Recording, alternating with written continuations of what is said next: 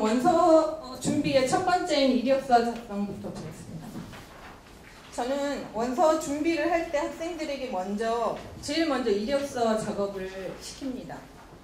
왜냐하면 본인에 대해 알아야 되기 때문에 본인의 과거에 어떤 일들을 했었는지 아주 객관적으로 볼 수 있는 게 사실 이력서예요. 한번 검토해보고 거기에서 내가 어떤 일을 했었느냐를 한번 쭉 정리를 하다 보면 나중에 학업 계획서에 쓸 소재도 나와요. 어떤 부분을 더 쓰는 게 좋겠다라던가. 이력서는 보통 레주메 또는 CV라고 하는데 사실 뭐 CV가 더 맞는 말일 것 같은데요. 잡을 구하는 게 아니니까. 보통 저희 브로셔 14페이지 보시면 이력서 구성에 대해서 나와 있는데요. 아카데믹 퍼포먼스를 얘가 우리 학교에서 아주 성공적으로 할 것인가를 보는 하나의 서류거든요. 그래서 그냥 시간순으로 이렇게 일반적인 이야기를 쓰는 게 아니라 내가 지원하는 그 전공에 맞춰서 써야 돼요. 이력서 같은 경우에도. 예를 들어 공대분들 같은 경우는 이력서에 리서치 관련한 어떤 툴이라던가 컴퓨터 프로그램 관련한 것들이라던가 이런 게 아예 섹션별로 따로 나와 있는 게 좋아요. 경제 경영은 역시 마찬가지로 매스 관련 수업 이수를 했다던가 그런 쪽 관련한 것들을 따로 섹션으로 만드시는 게 좋고, IR 지원하시는 분들 같은 경우는 제2외국어에 해당하는 능력이나 해외에서의 글로벌 익스피리언스 있는 것들을 좀 더 부각시켜서 하시는 게 좋아요. 보통 박사는 3장 정도가 아마 CV 평균인 것 같고, 석사 지원하시는 분들은 보통 2장씩 쓰십니다. 거기에 들어가야 될 사항이 이제 크게 이렇게 7가지가 될 것 같은데요. 뭐 컨택 인포부터 이제 내가 어디서 배웠고 졸업했고 이런 부분에서 마지막 스킬까지인데, 저희가 나눠드린 핸드아웃에 보시면 컬럼비아에서 이제 유용하게 있는 샘플이 하나 있어서 저희가 포함시켜드렸어요. 샘플 레주메라고 해서 거기 니킬 샷이 나오죠. 보면 옆에 그 말풍선이 있는 쪽에 이런 식으로 해라 되어 있는데, 여러분들이 다 아시지만 형식에 있어서 어쨌든 눈치를 못 채고 넘어가는 부분들이에요. 이렇게 제일 위 폰트부터 지적하는 거 보면은 이런 식으로 현란한 폰트 쓰지 말라고 하죠. 별로 안 좋아해요. 멋있게 보이긴 하지만. 이메일도 현재 지금 졸업하신 분들은 어쩔 수 없지만 현재 직장에 있으시다던가 학교에 소속이 되어 있다고 하면 그쪽에 공식 이메일 어드레스를 나타내는 게 좋고, 주어 사용은 사실상 금지가 되어야 되고, 폰트 사이즈도 갑자기 커진다던가 이러면은 걔네들도 읽기에 부담스러운 거죠. 폰트 통일해야 된다는 거. 그리고 일관성 있게 띄어쓰기, 들어쓰기 같은 경우에도 앞에 MA는 붙였는데 뒤에 BS는 떨어뜨린다던가 이런 부분이 있으면 안 되고, 서머 같은 경우에 스펠링 체크, 그리고 이력서 같은 경우는 어쨌든 나의 아카데믹 퍼포먼스를 적극적으로 보여줘야 되는 거라 거의 모든 동사를 능동형으로 쓰셔야 돼요. 첫 페이지 보시면 저희가 이력서에 썼으면 유용한 동사도 역시 따로 발췌해놨으니까 이력서 쓸 때 맞추셔서 도움이 되시면 좋을 것 같고요. 날짜 부분은 앞에 내 계절로 썼는데 갑자기 달이 나온다던가, 여기 준, 오거스트도 사실 틀렸죠. 준도 뒤에 이는 빼야죠. 3캐릭터로 가기로 했으면 그렇게 가야 되는 거고, 인턴 같은 포지션도 모든 포지션에 따라서 글씨체가 다르죠, 형식이. 그리고 랭귀지 같은 경우 우리는 외국인이니까 영어하고 한글 관련 2개를 다 쓰시는 건 사실 무리는 없으세요. 이렇게 해서 완성된 게 뒤에 코렉티드 된 것인데, 이게 뭐 아주 기준이 되는 건 아니지만 학교 측에 제출해야 되는 것은 이런 일관성이 있어야 된다는 거. 이력서 쓰실 때 먼저 전체적으로 한번 플롯을 짜보시고 이런 세세한 부분에서 문법적인 사항까지 맞추시는 것이 좋을 것 같습니다. 박사 지원자들이 이력서 만든 뒤에 해야 될 일이 하나가 더 있는데, 앞서 이야기했던 교수 컨택 관련한 부분이에요. 나중에 박사 지원하시려고 하시는 분들도 들으시면 도움이 될 것 같네요. 이력서가 이렇게 완성이 됐으면 이제 박사들은 사실 시간이 이제 없으시겠죠. 바로 마감일도 얼마 안 남고 이러는데 내가 할 시간이 없다 하지만 꼭 그래도 믿자야 본전이니 해보셔야 되는 것이 교수 컨택이에요. 교수 컨택 같은 경우에는 사실 석사보다는 박사 합격률이 현저히 낮아지고 올 리젝이 점점 늘어나고 있기 때문에 미리 사전에 좀 실수를 방지하자는 뜻에서 추천을 해드리는 건데요. 그 중요성이 점점 어쨌든 커지고 있는 것 같아요. 합격과 펀딩이 맞물려져 있다 하는 경우는 아예 웹사이트에 공지가 되어 있어요. 펜실베니아 스테이트나 뭐 위스콘신 같은 경우 너가 합격을 원하면 교수를 잡아라 하는 게 써 있습니다. 그 뜻은 교수 컨택으로 네 지도를 해줄 교수를 찾아야 너를 합격을 시켜줄 수 있다는 거예요. 이 뜻은 이 학교는 교수 컨택을 하지 않으면 아예 원서를 보낼 의미가 없게 돼버리는 거죠. 그리고 유타 같은 경우 바이오 엔지니어링은 합격을 먼저 시켜주긴 해요. 근데 돈은 안 줍니다. 그 뜻은 너가 컨택해서 펀딩은 받아라 하는 거거든요. 근데 교수 컨택으로 펀딩을 못 받으면 아니 박사 합격을 했는데도 사실 요새 재정도 안 좋은데 이렇게 RA나 TA를 못하고 가시는 분들은 너무 부담이 크시거든요. 그렇게 되면 또 다른 학교 선정을 하시는 경우도 많으시고 미리 이 펀딩과도 크게 연관이 있기 때문에 교수 컨택은 아주 중요합니다. 교수 컨택의 목적은 크게 두 가지인데 나한테 돈을 줄 것인가요? 하고 물어보는 게 교수 컨택이 절대 아니에요. 교수들은 그런 거 싫어합니다. 특히 펀딩에 대해서 물어보는 거 처음부터. 물어봐야 할 사항은 뭐냐면 첫 번째, 교수님과 내가 연구 방향이 일치하는지를 한번 체크해 보는 거예요. 그러기 위해서는 우선은 그 패컬티 인포메이션을 아주 숙지를 하셔야 되겠죠. 미리 그분 관련한 논문이라던가 부가적인 현재 진행되고 있는 리서치 같은 것들도 살펴보시는 게 좋고, 아무래도 나에 대해 좀 더 잘하는 애가 연락이 왔을 때 답변을 해주는 것이 인지상정이라서 그냥 일괄적으로 그냥 가고 싶다고 쓰는 것이 아니라 교수님과 내가 서로 맞는데 이렇게 도움이 될 것 같다, 너네 랩에 꼭 가고 싶다 하는 식의 의미가 들어있어야 되고요. 두 번째는 이게 가장 중요한 목표인데 교수님은 내년에 랩에 박사 신입을 받으실 건가요? 하고 물어보는 것이 가장 중요한 거예요. 왜냐하면 교수님들도 서로 옮기시잖아요, 학교를. 저희도 박사 합격됐는데 교수가 학교 그만두고 다른 학교 가서 붕 뜬 학생도 있었거든요. 따라올래 하고 했는데 처음에 지원해서 합격했던 학교보다 좀 랭킹이 낮고 이래서 학생이 상당히 많이 고민했어요. 근데 어쩔 수 없이 가시긴 하셨는데 교수님 따라서 그 교수님이 쉴 수도 있고 안식년일 수도 있는 거거든요. 그리고 정말 해외로 나가서 교환교수로 또 1년 있으실 수도 있고, 제일 중요한 것은 그 교수님이 돈이 없어서 내년에 박사를 못 뽑는 거예요. 그런데 내가 그 학교의 교수님에게 연락하기 전이면 모든 학업 계획서에 그 교수님 이름이 들어가 있겠죠. 이분의 제자가 되고 싶다고. 그것은 한 학교 관련 원서에 대한 시간과 노력이 부질없어지는 것이 되거든요. 그래서 꼭 그 교수님에게 뽑으실 의향이 있으신지를 물어보는 것이 중요합니다. 그래서 박사 같은 경우에는 보통 20개 이상을 쓰는데 그거에 소요되는 비용도 상당히 많아요. 시간도 물론 그렇지만 학업계획서 쓰는 것도 그렇고, 이 광범위한 리스트들을 압축을 시키는데 이 교수 컨택이 중요하게 작용할 수 있어요.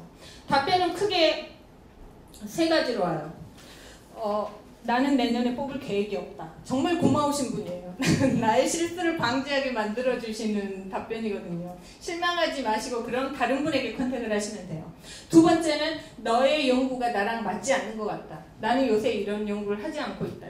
나 말고 이 교수에게 컨택을 해봐라 하고 해주시는 분도 있으세요. 그러면 본인이 생각하고 있던 연구 관련이 그분과 더 맞다는 것을 이 학생은 몰랐는데 알게 된 거예요. 역시 감사한 일이고요. 세 번째는 나는 어드미션 커미티에 들지 안 들지 모르겠다, 현재로. 하지만 어쨌든 너는 스펙이 될 것 같으니 지원을 해봐라 하시는 분들이 있어요. 이분들은 내년에 랩에서 박사를 뽑는 거예요. 그러니까 그런 분들 같은 경우 아주 적극적으로 널 꼭 뽑아주겠다 이런 답변은 오지 않아요. 원서 내봐라 하는 것으로 사실 충분하기 때문에 그런 식의 답변이라도 받으시는 것이 나중에 학교 결정하는 데 있어서 상당히 도움이 되실 것 같아요. 다음 교수 컨택 방법 그럼 볼게요. 보통 이메일로 하시게 되는데요. 아까 이력서 완성해 놨잖아요. 그 이력서를 본인 이름의 레주메 CV로 파일명을 바꾸셔서, 왜냐면 그냥 레주메 해놓으면 그 교수님들의 많은 파일에서 어떤 게 본인이 해당되는지 몰라요. 그래서 꼭 본인 이름으로 파일명을 내서 이력서를 이메일에 첨부시키시고, 학교 웹사이트 패컬티 참조하셔서 한 학교당 최소 2분 정도 먼저 선정하세요. 하지만 동시에 2분을 보내면 안 돼요. 왜냐면 이런 경우도 있었어요. 그냥 모르고 무작정 풀었는데 너는 누구 A 교수한테도 보내놓고 왜 나한테도 똑같은 이야기를 하니? 이런 식으로 서로 쉐어를 하거든요. 그러니까 처음에는 우선 많은 학교를 보내지 마시고 한 학교에 한 분으로 몇 학교를 먼저 보내셔서 결과 보시고 점점 늘려나가시는 게 좋을 것 같아요. 물론 교수님 관련 정보도 계속 바꾸셔서 쓰셔야 되기 때문에 한꺼번에 보내시게 되면 학교 이름도 A 학교인데 B 교수님 써버리고 이럴 수도 있어요. 그러니까 주의하셔야 되겠죠. 이메일은 최대한 간결하게 쓰셔야 되고요. 제가 간단하게 선택 이메일 예시했는데 한 이 정도로 포지션과 타이틀이 상당히 중요하고요. 절대 틀리면 안 되고 문법적인 건 우선 맞는 부분이지만 나는 지금 어디에서 어떤 거 하고 있는 학생인데 네 아티클에서 어떤 부분이 좋았다. 그래서 내가 앞으로 이런 연구하고 싶은데 너랑 맞는 것 같다. 너한테 가서 하고 싶다. 근데 너 내년에 뽑니? 하는 것이 중요해요. 그래서 답변 달라 하는 간단하게 쓰셔야 돼요. 절대 길게 쓰시면 별로 좋아하지 않으시거든요. 문법 체크 꼭 하시고 물론 답변이 안 올 수 있어요. 교수님들도 바쁘시니까. 그러면 시간이 조금 지체된 뒤에 다시 한번 보내세요. 그래서 여러 번 했는데도 안 오면 이제 다음 두 번째 교수님으로 넘어가셔야 되겠죠. 원서 준비에 있어서 가장 신경을 많이 쓰고 시간을 투자하는 것이 사실 에세이거든요. 에세이 부분 보겠습니다. 지원 학교를 결정을 하면 이제 각 학교 온라인 원서 들어가서 에세이 질문들을 전부 뽑아내셔서 체크를 하셔야 되겠죠. 그런데 버클리나 뭐 데이비스, 미시간, 노스웨스턴, 스탠포드 이런 데는 거의 다 이렇게 학업 계획서와 본인의 자기소개서 2개를 동시에 요구합니다. 그래서 하나만 쓰는 게 아니라 이 2가지를 같이 챙기셔야 하는 그런 시간적인 부분이 발생해요. 우선 먼저 학업 계획서부터 볼게요. 학업 계획서 같은 경우는 지금 저희 브로셔 12페이지에 다시 이야기되어 있는데요. 여기서 보여지는 꼭 4가지 것은 확실하게 쓰셔야 돼요. 커미트먼트. 내가 지금 미국 대학원을 가려고 할 때 그냥 뭐 미국 대학원 가서 석사과정 하면서 내가 어떤 부분 연구하고 싶은지 그때 생각해야지 이러면 SOP가 나오지 않습니다. 걔네들이 원하는 것도 지금 당장 얘가 어떤 목표를 가지고 대학원이라는 걸 선택을 했는지가 궁금한 거예요. 그래서 여러분들 스스로 꼭 어떤 분야나 어떤 연구를 목표로 하고 있는지 다시 한번 챙기셔야 될 것 같고요. preparation. 내가 이 목표를 위해서 지금까지 어떻게 준비를 했었는지를 최대한 PR 하셔야 돼요. 주의하실 점은 이력서에 있는 내용 절대 그대로 시대적으로 갖고 와서 이랬다 저랬다 하고 나열하시는 건 절대 안 되고 그 중에서 정말 특별했던 중요 특정 경험을 끄집어내서 일라보레이트 시키시는 겁니다. 이런 내가 피트니스죠. 왜 너네 학교를 선택을 했는지, 왜 너네와 내가 맞는지, 내가 너네 학교에서 어떤 걸 배울 수 있는지 관련하는 것이 모든 SOP 질문에 거의 다 있어요. 너는 왜 우리 학교 오려고 하니? 하는 거. 이걸 쓰기 위해서는 정말 많은 정보가 필요한데 적어도 시간이 없으면 그 과의 About Us와 Faculty Info는 꼭 보셔야 돼요. 왜냐면 About Us 같은 경우는 본인 학교과 자랑이 들어있는 거거든요. 어떤 특정한 점이 있는지 꼭 살피시고 SOP에 활용을 하셔야 되고 비전. 졸업 후에 내가 이렇게 너네 학교에서 수학을 한 뒤에는 이런 목표가 있다 하는 커리어고를 아주 적극적으로. 한국분들은 이게 좀 약하시죠. 하지만 어떻게 될지 모르니 최대한 긍정적으로 자신있게 쓰셔야 돼요. 이런 부분이 특히 지역사회에 어떻게 이바지된다 하는 걸 또 나열하시는 것도 좋을 것 같고요. SOP 드래프트 작성. 첫 번째 룰은 어쨌든 앉아서 써야 합니다. 여러분들이 다른 SOP들 많이 읽고 계속 참고하고 이런 식의 설명이 듣고 가이드라인 이런 부분하고 생각하는 것이 절대 시작이 아니에요. 어쨌든 본인에 대해서 앉아서 그냥 쭉 쓰셔야 돼요. 이 초안은 보통 서너 장 정도, 많으면 6장까지도 먼저 한번 앉아서 쓰기 시작해 보시고요. 우선 한 학교를 기본으로 생각을 합니다. 모든 학교를 우선 생각하지 말고 내가 가고 싶은 드림스쿨 하나를 기준으로 작성. 시간을 두고 이제 계속 고치는 거죠. 그렇게 쓰고 다시 한번 보고 필요 없는 거 지우고 다음 A4 한 장 반 분량이 됐을 때 그때 다른 사람한테 리뷰를 받으세요. 여러 사람에게 받는 게 좋겠죠. 오히려 그 미국에 가 계신 분에게 교수님 이전에 먼저 하는 게 좋을 것 같아요. 선배분들.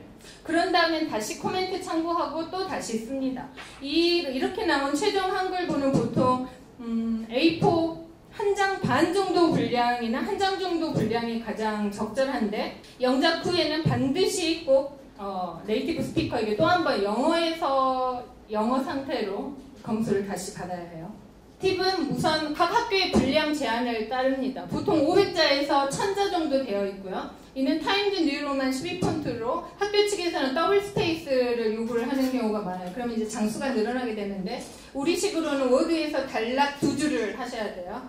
수동형보다는 역시 능동형 문장으로 이건 턴페이퍼가 아니기 때문에 숫자는 연도 제외하고 단어로 표기하시고 학교별 전체 명칭을 꼭 바르게 표기하세요. 학교별 편집에 따라서도 역시 마찬가지가 돼야 되겠죠. 그리고 단과대나 과 고유 명칭이 있으면 학교보다 우선시합니다.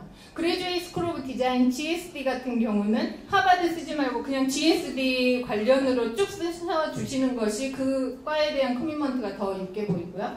문법 오류 주의하셔서 꼭 다시 한번 체크하시고 학교별 편집의 예인데요. 보이실지 모르겠지만 지금 MIT나 미시간 같은 경우에는 아예 이 SOP 주제 자체에 너가 관심이 있는 교수 이름을 언급을 해야 된다고 썼어요.